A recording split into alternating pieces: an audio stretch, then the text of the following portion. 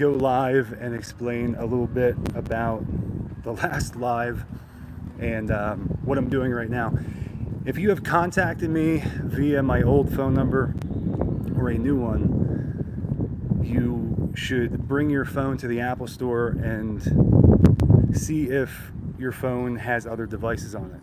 We have now logged over 11 devices on my accounts. I was pretty naive in the realm of cyber attacks, cyber hacking, what this looks like, manifestations of it. And what I preach is consciousness is literally the most powerful entity that we know of.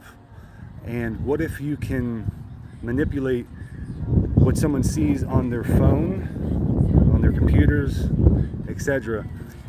You can kind of create a reality for a person. So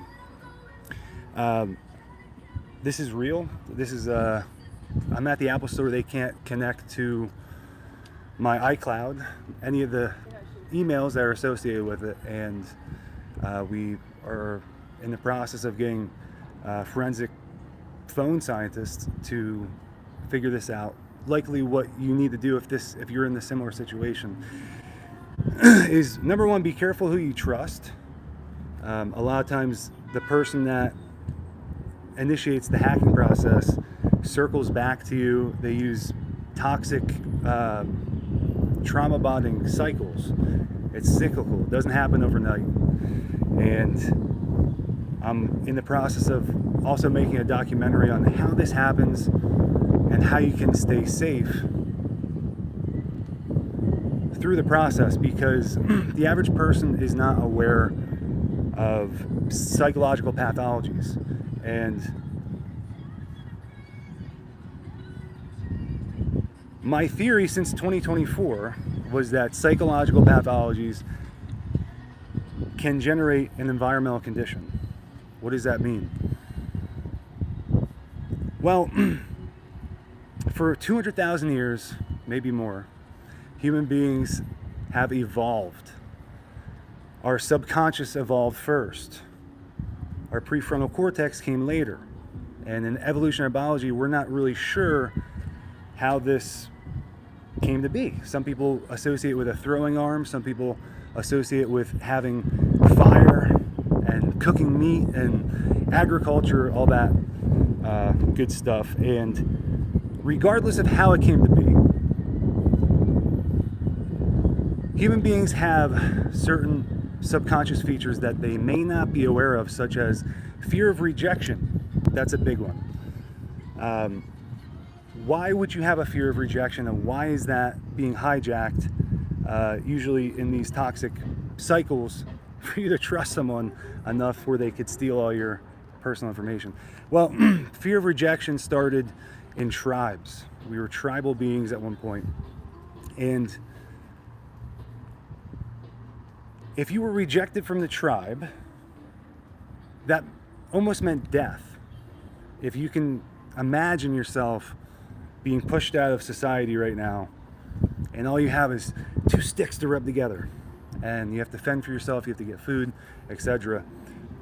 It may be extremely difficult. And that fear remains in 2026. And in 2026, how war is fought is not through guns and tanks and how our grandfathers fought wars and how their grandfathers fought wars. It's strictly informationally based. It's strictly what can you observe in your reality and how can you make sense of it. And I have the tools to guide people through this now, and all I'm trying to do is help. And likely